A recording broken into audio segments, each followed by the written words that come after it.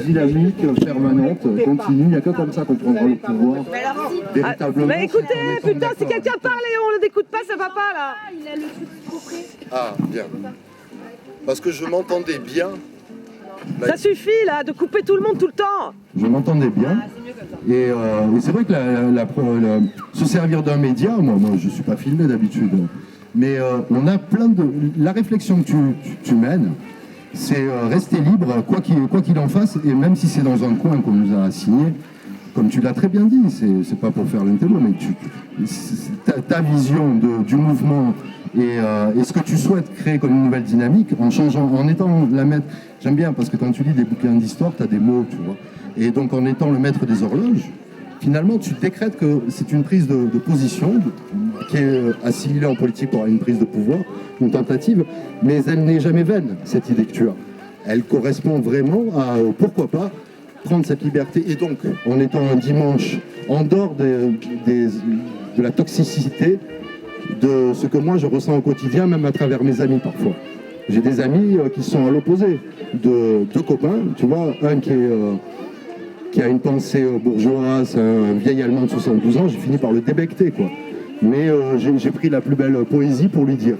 Je lui ai envoyé un texto et je me suis Oui, dit... mais là, c'est pas nos amis, hein. Donc ouais, voilà. Et à un moment donné, quand tu rentres à la terrasse d'un café, tu vois quelqu'un, tu es son ami, et tu t'aperçois que il n'est pas évident à un moment donné de fraterniser avec quelqu'un qui te heurte en permanence sur ta liberté, sur des idéaux, et souvent des idéaux que maintenant je défendrai, parce que je les sens à gauche, et l'idée de... Toi, tu es parisienne, tu m'as dit, moi je suis niçois, je suis vraiment né là, quoi. Ouais. Je suis un balkanique, tu me donnes un micro, tu me fais danser, je suis le plus beau, quoi. Ouais. Mais ça veut rien dire.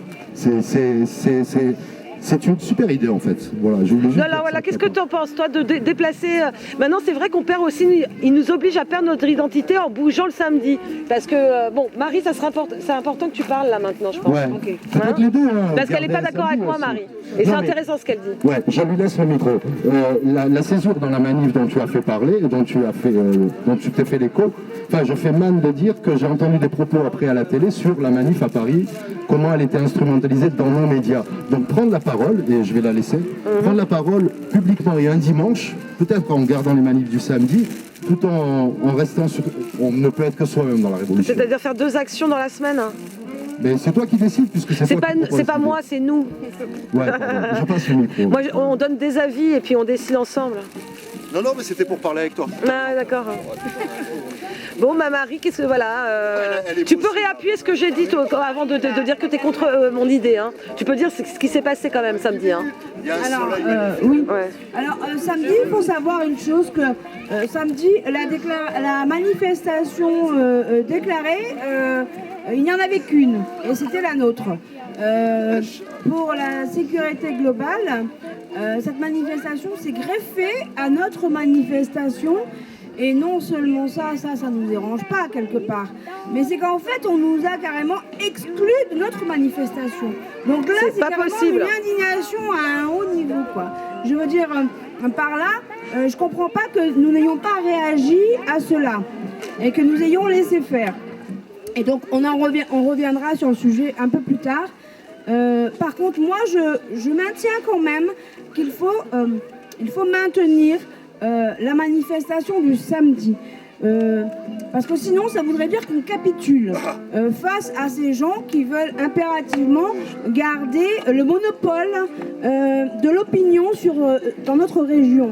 Et là, on n'est pas d'accord. Enfin, moi, perso, je ne suis pas d'accord. Alors, comment on fait par rapport aux violences? Parce que c'était violent. On se fait insulter, Émilie se fait jeter de la manif. Comment on réagit? Enfin, moi, il n'a pas essayé. Hein.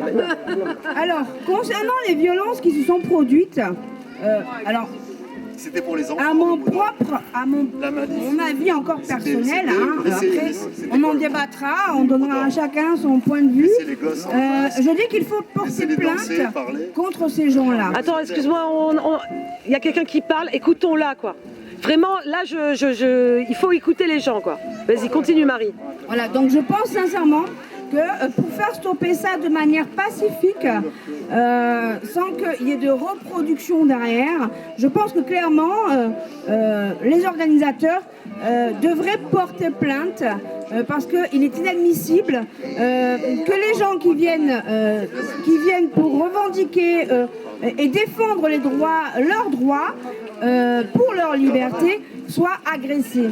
Donc je pense qu'il y a une responsabilité au niveau des organisateurs et une prise de position claire. Que pense Émilie? Est-ce que tu as eu Émilie à propos de ça? Je n'ai pas encore eu le temps. Elle est en train de contre-attaquer sur Facebook, là. Elle répond à Anthony Mercury, elle répond à ces connards, à Sam machin, là. On alimente leur bêtises. Ah, toi, tu crois qu'il ne faut pas répondre? Moi, je crois qu'il faut répondre en masse. Oui, moi, je pense qu'on devrait faire des attaques ciblées et d'aller sur leurs commentaires et leur prouver par A plus B qu'ils ont tort. Pourquoi pas? Mais associons à cette action-là une action, comment dire, de plainte judiciaire, tout à fait, pour montrer à ces gens-là qu'on n'est pas là pour rigoler, on n'est pas là pour jouer.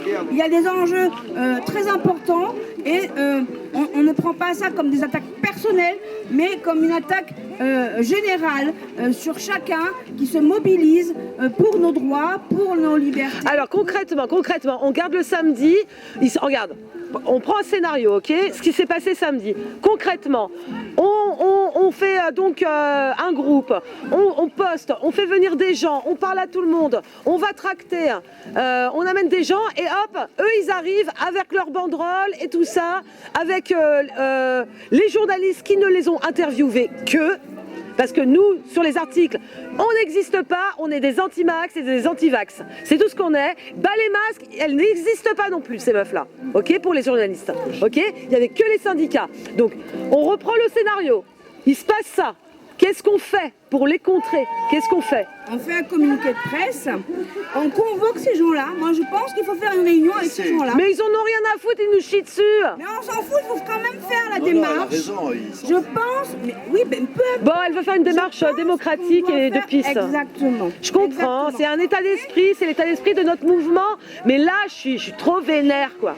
Oui, mais alors à ce moment-là, on pourra riposter si ils refusent notre invitation. Ils arrivent. Au dialogue. Ah bah voilà, ils arrivent au bon Invité moment. au dialogue, elle a dit. Alors, invité au dialogue, c'est possible. Attends, il faut pas filmer les mains. Bonsoir. Bonsoir. Ah, toi, tu t'en fous d'être filmé. Ça va? Ah, toi, t'en as rien à foutre d'être sur moi je veux pas être filmé. Tu floutes ton visage. Hein. Samuel Paty. Elle m'énerve cette petite. Mais non. Faut qu'elle arrête. Hein. Salut, ça va? On peut d'abord se mettre au point.